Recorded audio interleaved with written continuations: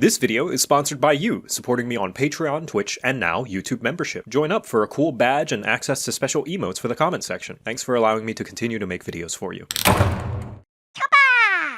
Be honest with me, aren't you sick of trying? Don't you want things to just be easy? Don't you want to slay big monsters and not have to think about stuff like timing and spacing and...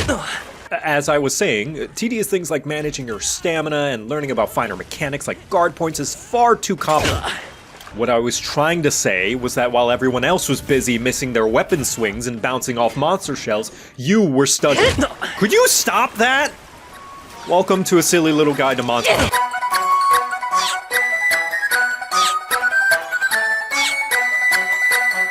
If you like the reach of larger weapons, but prefer something a bit more agile, might I suggest trying out the Longsword, a superior weapon that can cut through steel because it is folded over 1,000 times, like you must have folded under the pressure of trying anything else that needed any actual skill.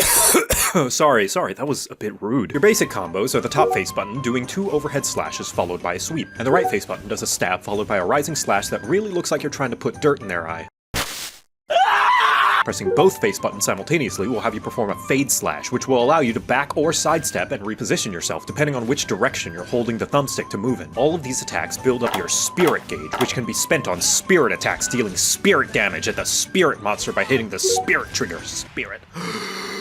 Best part is, your spirit slashes cannot bounce no matter how thick or tough the monster's hide is, meaning your sword's sharpness could be red and you will still slice through. Completing the spirit combo upgrades your gauge to the next tier, increasing your longsword's damage up to a maximum of 3 times. If you prefer even more coolness points, you can skip the spirit slash entirely by holding down the right trigger instead, generating a bit of gauge and going straight to the roundhouse slash. Or, if you're extra greedy and want to steal the wounds from your fellow hunters, wound attacks will also level up your gauge instantly. Once you're at the max level of spirit gauge, that being red, your top face button's moveset gets swapped out with a series of swipes that turn your longsword into average high-level Kingdom Hearts gameplay.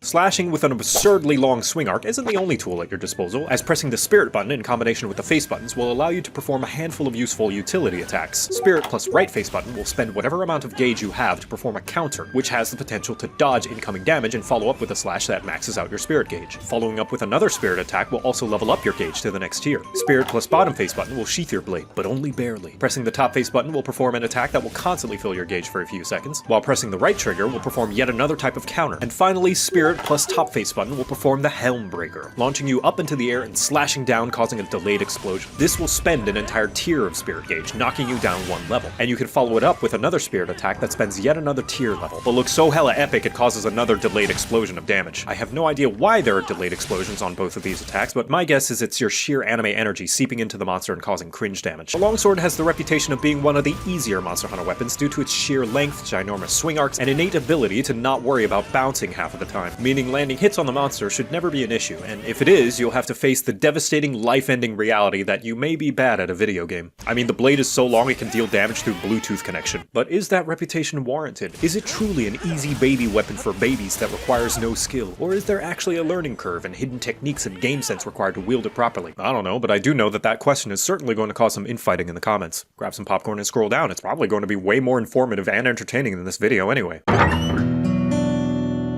Because the Longsword is all about slashing up a storm, you really can't go wrong with all the usual offensive skills. But there are a few must-haves that I personally like on just about every Longsword if I can fit them. Quick Sheath is absolutely mandatory, not only for putting your weapon away to reposition, but because your special sheath will also be sped up significantly by the skill. Maximum Might is something you might as well throw on too. It gives you increased crit rate when at maximum stamina, and since you'll rarely ever be spending it with the Longsword, you'll enjoy a higher affinity just by merely existing. And lastly, Evade Window and Adrenaline Rush. You're going to be evading and countering a lot, at least if you're good at the weapon, unlike me. The former will increase the iframes you have during your counter and dodge, and the latter will give you an attack boost after you do counter or dodge. From there, it's really your choice what you want to throw on this thing. There's no bad options besides anything blocking or stunning focused. Handicraft will extend your sharpness gauge, and Razor Sharp will give you a chance to not lose sharpness. Great for the Longsword, as you'll be landing quite a few attacks, which is going to be dulling your blade pretty quickly. If you want even more crit, Weakness Exploit is great and will increase your crit rate and attack when hitting a monster's weak point. Longsword's not a bad candidate for applying elemental damage or ailments either, so crit element and crit status are potentially useful complements should you go down the crit route. If element and status isn't your jam and you prefer to go in raw, crit boost will make your crits bigger when you get them. Burst will give you a boost to your raw and elemental attacks after a few consecutive hits, which you will basically be doing all the time. And Part Breaker is handy if you want to be the ultimate tail and tentacle cutting master. Power Prolonger will keep your depleting spirit gauge alive for a little bit longer, and although Focus will increase your gauge fill rate, you have so many means of filling your gauge that it really wouldn't come in handy and you're better off with a more useful skill. But honestly, even if you want to ignore all of those skills, at the very least, it is your earthly responsibility that you have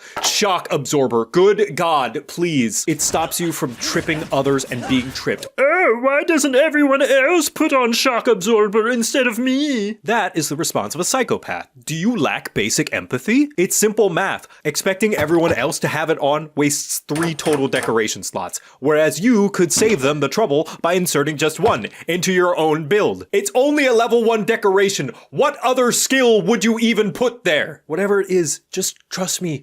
You'll be fine without it, please. I am begging you, please. Thank you.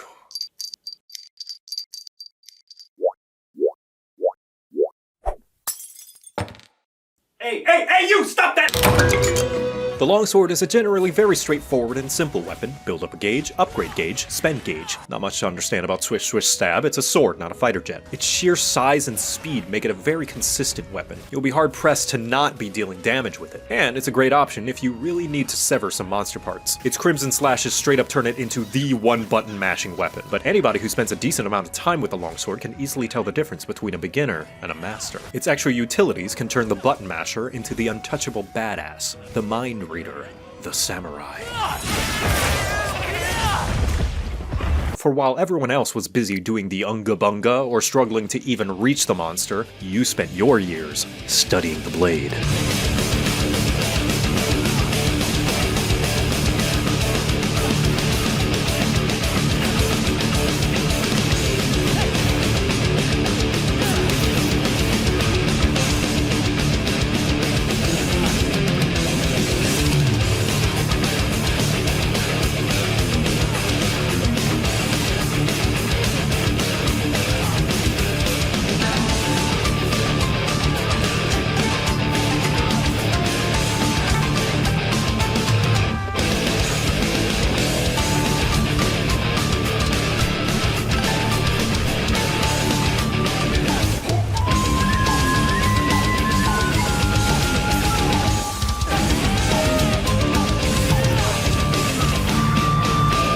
Now you know how to play Longsword. Have fun.